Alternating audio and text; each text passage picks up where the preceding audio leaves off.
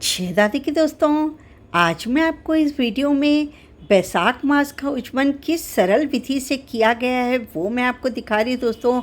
तो इसके लिए आपको एक जेंट्स और लेडीज़ का कपड़ा रखना पड़ता है दोस्तों। लेडीज़ के कपड़े के ऊपर आप सुहाग पिटारी और रुपए का लिफाफा रख दीजिए। जेंट्स के कपड़े के ऊपर भी आप रुपए का लिफाफा रख दीजिए। उसके बाद में दोस्तों जो भी आपको सीधा देना है, आटा, दाल, चावल, चाय पत्ती, चीनी, थोड़ा सा घी, थोड़ा सा तेल और भी जो खाने पीने के सामान होते हैं, धनिया, मिर्ची, जीरा, राई, ये सब जो होता है वो सीधे की गिनती में आता है। तो 2 लोगों का खाना बन जाए दोस्तों, इस हिसाब से आप सारा सामान रेडी करके रख लीजिए।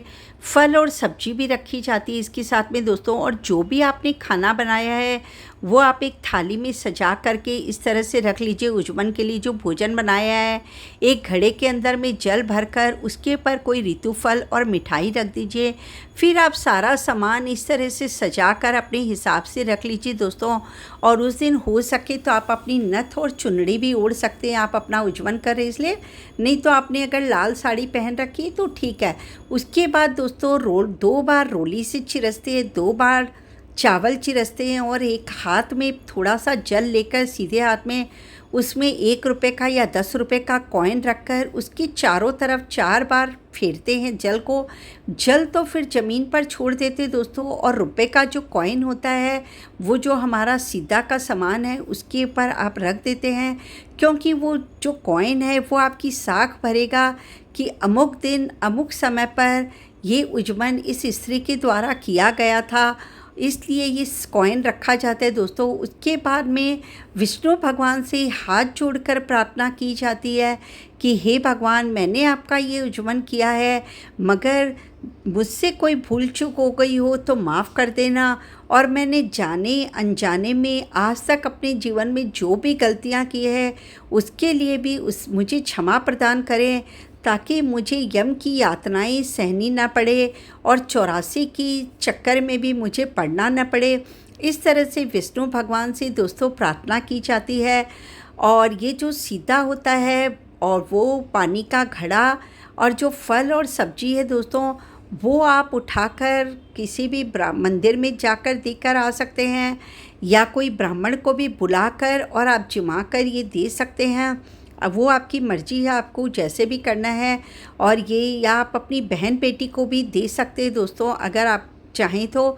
और ये जो साड़ी और ब्लाउज होता है दोस्तों, वो हम लोग उज्जवल के बाद हमेशा अपनी सास को ही देते हैं, मगर कोई कारण से आपकी सास नहीं है या दूर रहती है तो वो भी आप अपनी बहन बेटी को दे सकते हैं। कोई धर्म की भी बहन बनाई हुई है तो उसको भी अपने घर बुलाकर और जिमा कर और ये सब कुछ दे सकते हैं।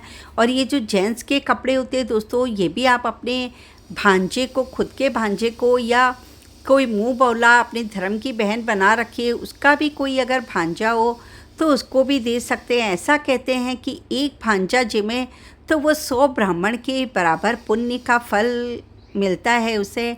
तो आप अपने हिसाब से जैसे भी आपको ठीक लगे कर सकते हैं, या ब्राह्मण को भी घर पर बुलाकर जो सारा सीधा का सामान है वो आप जब देंगे तो उसे भी अगर आप चाहें तो या तो वो वस्त्र दे दीजिए, या ब्राह्मण को अलग से धोती और गमछा दे दीजिए, और ये कपड़े आप अपने भांजे को दे दीजिए। और ये सुहाग पिटारी और सामान तो सास का होता है उज्जवल में, और अगर सास नहीं है तो फिर आप अपनी बहन बेटी को, जेठूती को, भांजी को, किसी को भी दे सकते हैं दोस्तों। आशा करती हूँ कि ये वीडियो आपको बहुत अच्छा लगा होगा। अगर वीडियो अच्छा लगा हो दोस्तों तो प्लीज़ लाइक के बटन को दबा दीजिएगा। और अभी तक अगर आपने मेरे चैनल को सब्सक्राइब नहीं किया तो प्लीज़ इसे सब्सक्राइब कर दीजिएगा। जय दादी की।